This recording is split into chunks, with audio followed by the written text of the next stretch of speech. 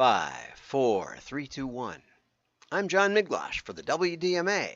We're going to be talking about finding the sweet spot in advertising personalization from phys.org. Interesting. I don't know this publication, but let's dig in. It is actually quite a good article. Personalization is not new. In 1892, Sears tried a customer mailing direct mail campaign targeting 8,000 customers and achieved a 40% conversion rate. Never sure what that means, but it said resulting in 2,000 new orders. Now, 40% of 8,000 is 3,200, right? So I'm not sure, but anyway, maybe these weren't purchases. I don't know. I don't know what a conversion. We didn't worry about conversion. We worried about sales. As the scope for personalization expands and choices widen, the process inevitably becomes more complex. Customers are bombarded by targeted campaigns, and if not carefully executed, it can easily backfire. Personalization is more than just targeting customers with products brands think suit their profile. There are many factors to consider.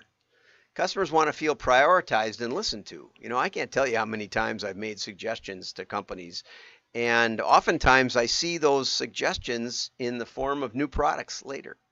A report by Merkle showed that 90% of customers are likely to make repeat purchases if they feel heard.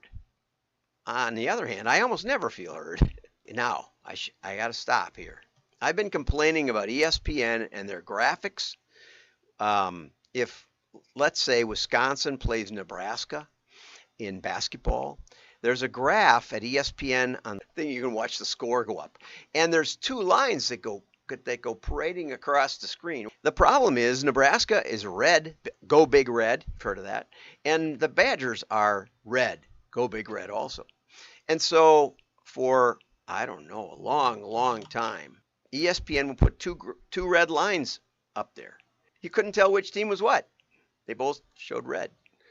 And the other day, for the first time, I actually saw colors that were related to the teams but were contrasting colors, like a home team and an away team. McKinsey research in 2021 said companies that excel at personalization generate 40% more revenue than others. But sharing personal data can expose consumers to the risk that it's mishandled or think that the personalization is invasive. Correctly executed, personalization is a win-win because hopefully you get listened to, you get better products, brands get more sales, right? It's a question of balance. Some of our best product ideas came from customer service. People would ask for things that we didn't have or we couldn't find. And so we'd go out and do research, and sometimes we'd save their name and call them back and say, now we have it. And so that's one of the best sources of new product ideas. Customers are frequently irritated by generic marketing messages. People are increasingly irritated by almost any kind of marketing message. Okay, but let's think about Netflix. Not only does Netflix, their recommendations are ho-hum, so we canceled because they raised their price and quit letting us share. But they do use it for product development as well as product presentation. And I do sort of enjoy YouTube. I do tell them regularly that this channel has no interest for me, and they don't seem to listen to that. Not that I can tell. That's another suggestion I had for ESPN, and which was that they allow me to tell them what sports I'd never want to see, that they have no interest in. It's not that I don't want to see them. I just don't have no interest in them. And, lacrosse is a good example. Even NHL hockey, not very much interest. Okay, I just assume you just skip it. Just go on to something else. When customers consent to data collection, they expect personalization in return. But if you don't give them personalization, then that destabilizes the bargain, and I don't know. It's about a coin flip whether the personalization makes any sense whatsoever. I've gotten so many recommendations that just don't make any sense.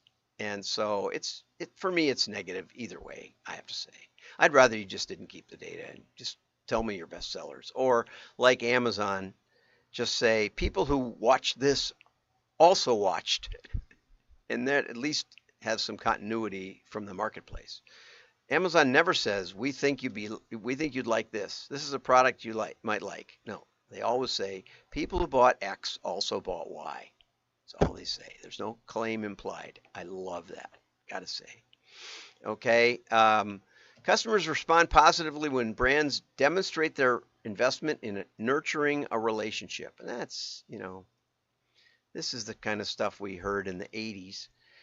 Customer relationship management. But is it really a relationship? Some companies send how-to videos. Haven't seen that very much. Some ask consumers to write a review. That happens to me on eBay, and I pretty much never write a review unless asked, and sometimes I do write reviews. I try to be honest, but also complimentary. Sending an email after product delivery, you can ask about the product quality, the delivery time, the overall customer experience. I tend to take the time if I'm happily pleased. Or if I have some suggestions. Again, almost never does anybody get back to you after that.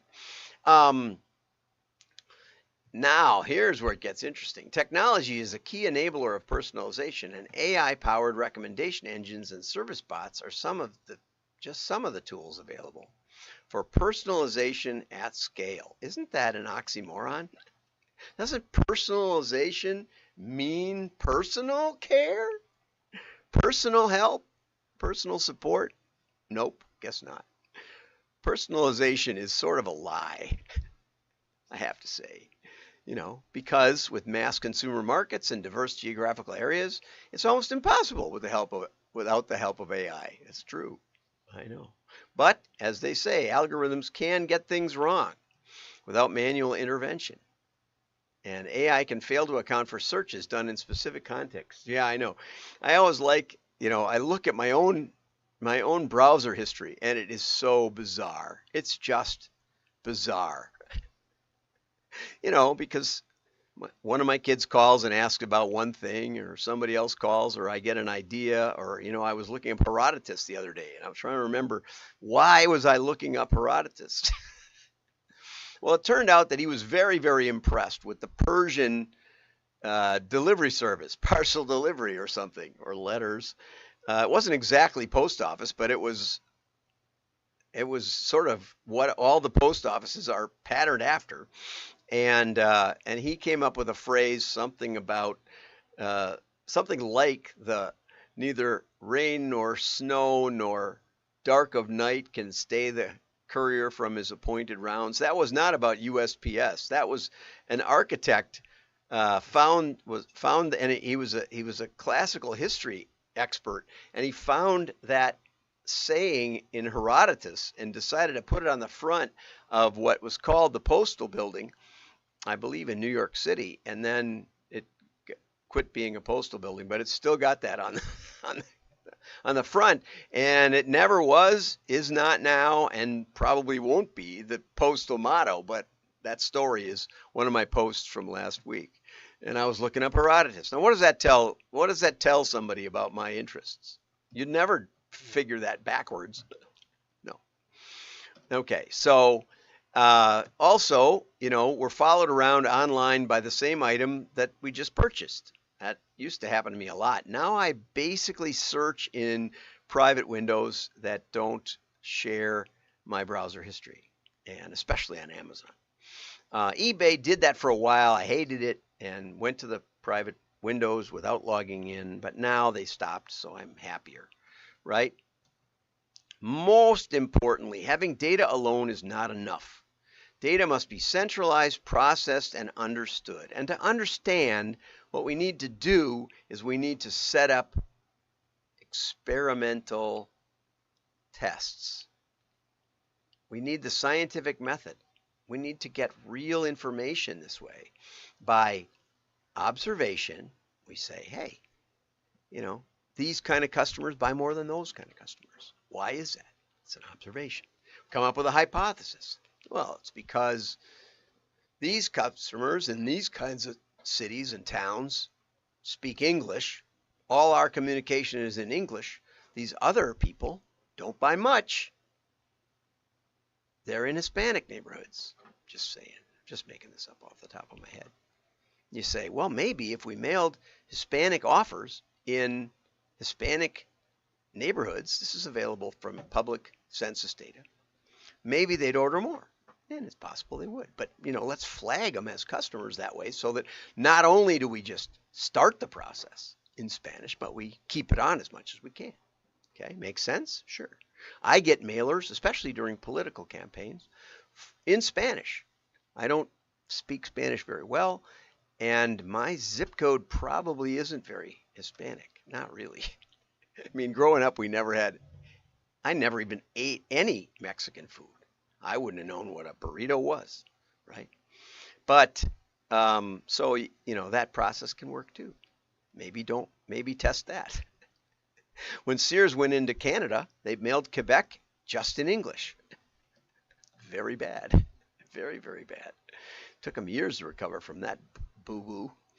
Okay, excessive personalization has its downsides and can lead to enveloping consumers in so-called filter bubbles. They don't really explain what this is, so-called. I have never heard the term before. But your range of, this is what happens with modeling too. As you utilize variables and exclude them, you no longer know how customers would have done if you would have mailed in those alternative variable values. So you always got to be a little bit sloppy, or you just keep narrowing it down, and you supposedly will find the 5 people who who you can mail, and they will order for sure, except now you've got too big a warehouse and too big an overhead. And that happened with Western Publishing in Kenosha. Okay, we also can eliminate, or tend to eliminate, creativity and entertainment. AI is not that creative. I've tried to get it to be, but I find that it's almost always faster to find, even with images and stuff, to find an image and overlay it with text rather than telling AI to create one. Anyway, I'm sure out there you all are better than that. Personalization is a constant process of balance. It's a trade-off between personalization and privacy, ensuring personalization is not done at the expense of entertainment and thought leadership. That's pretty good, right? I would say an excellent article. Make sure that consumers that you can be aware of their needs without making them feel like they are being watched, which of course is pretty much impossible unless you have a product that everybody needs, like ice cream or money. A banker once told me, we sell money. Yes, they do, and everybody kind of needs it or wants it, right? So unless you have one of those kind of products, you have to pay attention to something. But it's better to set up experiments, test different customer groups with a control, and let the market tell you what they want, than it is to assume you know what they want and then tell them what you think. It doesn't go over nearly as well. Back when I started, the definition of marketing was find a consumer need and fill it. Now, you also have to tell them that you filled it. But that can be done from both directions, and that's the point I'm trying to make with it. We post these as daily podcasts on Apple, Google, Spotify, and a few others, I think. And you can have them regularly delivered and listen to them probably the next day on your way to and from work.